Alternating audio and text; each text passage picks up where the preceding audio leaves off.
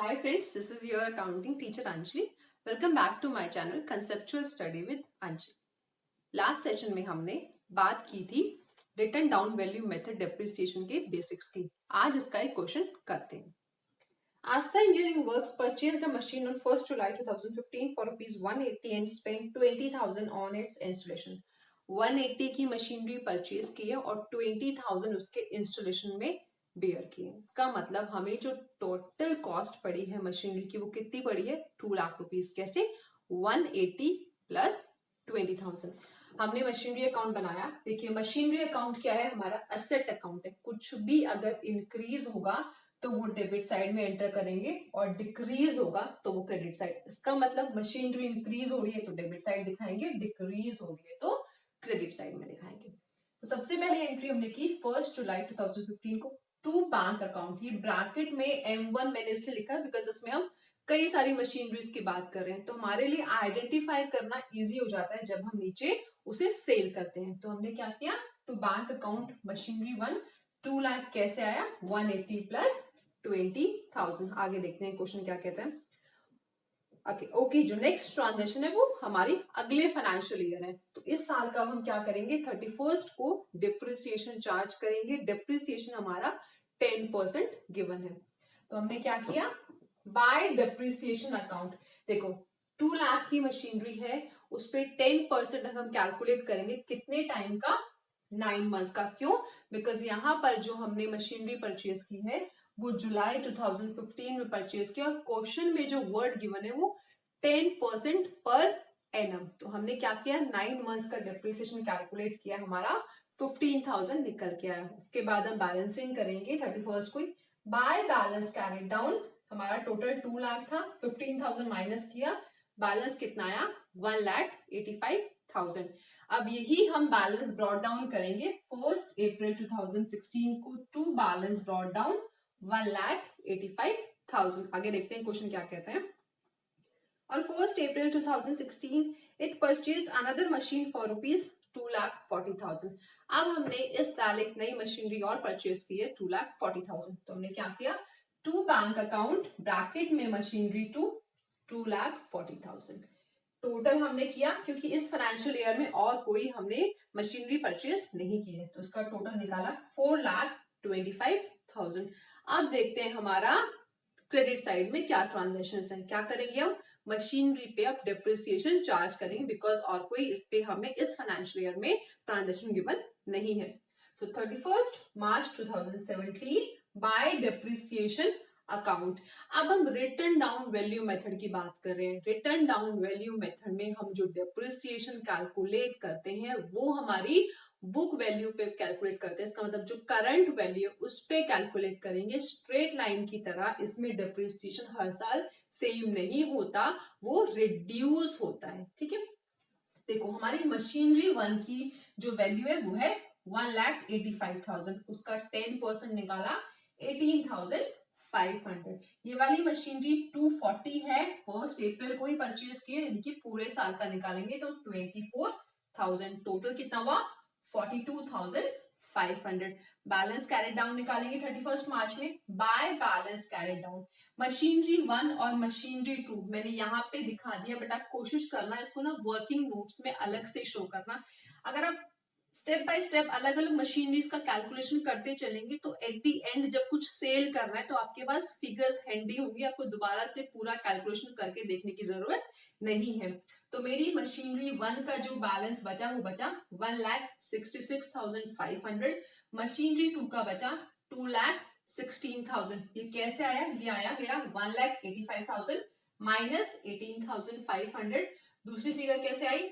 2,40,000 minus 24,000. ये हमारा आ गया बैलेंस कैरी डाउन 3,82,500. अब हम आएंगे 1 अप्रैल 2017 को. ये बैलेंस हम यहाँ पर ब्रॉट डाउन लेके आएंगे 3,82,500.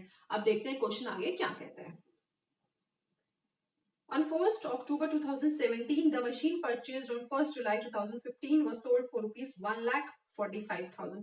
हमने 1st अक्टूबर को पहली वाली मशीनरी यानी कि ये वाली मशीनरी बेच दी है 1,45,000. अब मशीनरी सेल कर रहे हैं तो हमारी क्या हो रही है, ये वाली एसेट कम हो रही है, तो कम हो रही है तो कहाँ दिखाते हैं हम, क्रेडिट साइड में दिखाते हैं। तो 1 अक्टूबर 2017 बाय बैंक अकाउंट ब्रैकेट में लिखा मशीनरी 1, बिकॉज हम मशीनरी 1 सेल कर रहे हैं, कितने की, 1,45,000। अब जब हम ये मशीनरी सेल कर रहे हैं तो उस डेट तक का हमें डेप्रिसिएशन भी उस पे चार्ज करना पड़ेगा। तो डेप्रिसिएशन कैसे निकालेंगे, हमारी इस मशीनरी की जो वैल्यू थी 1 अप्रैल 2017 को कितनी थी, 1,66,500। अब इस पे हमें 6 मंथ्स का डेप्रिसिएशन कैलकुलेट करना है, क्यों, बिकॉज ये हमने 1 अक्टूबर 17 को सेल कर दिया, तो 6 महीने का डेप्रिसिएशन हम निकालेंगे 1,66,500 पे। इस पे हमेशा हम करंट वैल्यू पे ही डेप्रिसिएशन कैलकुलेट करते हैं, ठीक है। तो कितना निकल के आएगा, 166,500 पे 6 मंथ्स का at the rate of 10% per annum हमारा निकल के आया 8,325। अब हमें देखना है कि इस मशीनरी को जब हमने सेल किया है तो हमें प्रॉफिट हुआ है या लॉस हुआ है। उसके लिए हमें क्या चाहिए, हमारी करंट इस मशीनरी की वैल्यू अब कितनी है वो निकालेंगे। कैसे निकालेंगे, हमारी इसकी जो वैल्यू थी वो थी 1,66,500। करंट ईयर का टिल डेट डेप्रिसिएशन निकल के आया 8,325। इसको हमने माइनस किया 166,500 में से, तो बैलेंस निकल के आया 1,58,150, यानी कि करंट डेट में इस मशीनरी की वैल्यू है 1,58,115।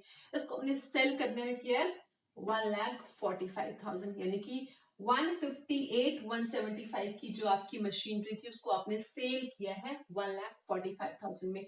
हमें यहाँ पर लॉस हो रहा है, कितने का लॉस हो रहा है, 13,175 लॉस होता है, तो हम क्रेडिट साइड में दिखाते हैं, ठीक है।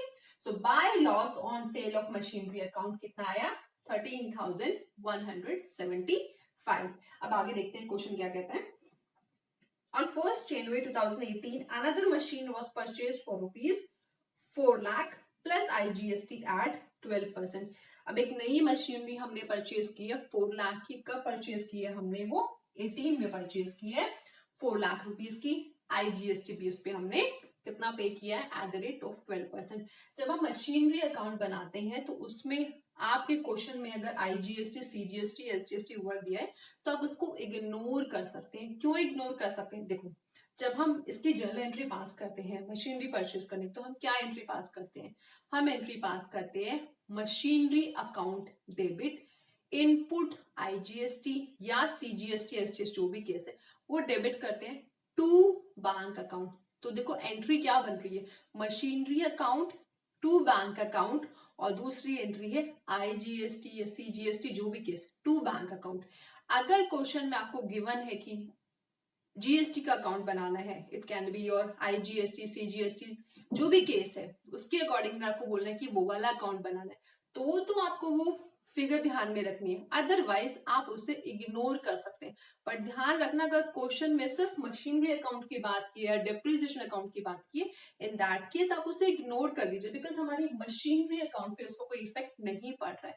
बट यस, अगर क्वेश्चन में दिया है कि आपको IGST या CGST, SGST अकाउंट बनाना है तो उस केस में आपको उसे कंसिडर करना है, ठीक है। सो हमने क्या किया, टू बैंक अकाउंट मशीनरी 3 कितना, 4 लाख रुपीस। अब हमें क्या करना है, 31 मार्च को जो हमारी मशीनरी बच गई है उसका डेप्रिसिएशन कैलकुलेट करना है। सो 31 मार्च 2018 bye depreciation account machinery 2, machinery 3। अब देखो हमारी मशीनरी 2 की वैल्यू कितनी थी, 2,16,000। उस पर 10% पूरे साल का कैलकुलेट करेंगे, कितना आएगा, 21,600। अभी जो तीसरी वाली मशीनरी है वो 1 जनवरी 2018, इसका मतलब 3 महीने का डेप्रिसिएशन हम कैलकुलेट करेंगे, तो 4 लाख पे 10% 3 महीने का निकालेंगे तो 10,000 का टोटल हुआ 31,600। अब हमें क्या करना है, इनकी बैलेंसिंग करनी है। तो 31 मार्च को ही by balance carry down machinery 2 की वैल्यू निकल के आएगी हमारी 1,94,400। कैसे आई, हमारी वैल्यू थी 2,16,000, इसमें से हमने माइनस किया 21,600, हमारा निकल के आया 1,94,400। तीसरी जो मशीनरी है उसकी वैल्यू थी 4 लाख, जिसमें से हमने 10,000 माइनस किया 3,90,000। हमारा कैरी डाउन कितना निकल के आया 5,84,400, उसको हम 1 अप्रैल 2018 को यहाँ पे करेंगे टू बैलेंस ब्रॉट डाउन 5,84,400। अब इस मशीनरी अकाउंट की हेल्प से आप डेप्रिसिएशन अकाउंट बहुत इजीली बना सकते हो, क्योंकि आपको सिर्फ डेप्रिसिएशन की एंट्रीज उस वाले अकाउंट में ट्रांसफर करनी है। आई होप आपको ये रिटर्न डाउन वैल्यू मेथड में मशीनरी अकाउंट किस तरीके से बनाना है ये बहुत अच्छे से समझ में आ गया। बट अगर अभी भी कोई डाउट है तो आप मुझे कमेंट बॉक्स में स्पेसिफाई कर सकते हैं। Please do not forget to like, share and subscribe my channel if not yet subscribe. Thank you so much for watching my videos.